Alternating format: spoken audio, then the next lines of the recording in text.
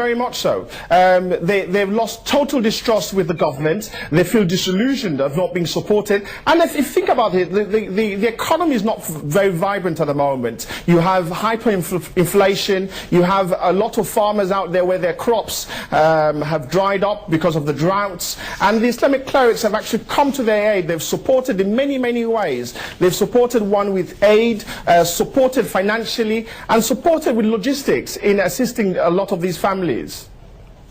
Okay, my last question to you. The latest effort is Mr. Ould Abdullah, who's a Mauritanian, who's trying to bring representatives of Somalia's government and opposition groups together at a meeting in Djibouti on May 10th. Any hopes from that effort?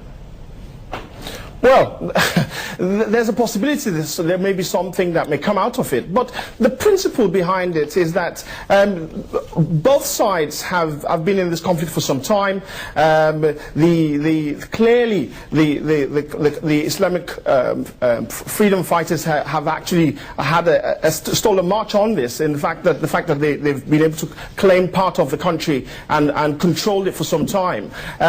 But again, the American-led government of Somalia needs to show that they are honest brokers. They're actually there not for other intentions or through the American intentions of controlling that land, but in the interest of the people themselves. So as to what sort of conclusions we will draw from these round of talks, I'm afraid I'm a bit skeptical simply because we need honest brokerage, and we're not getting that at this junction.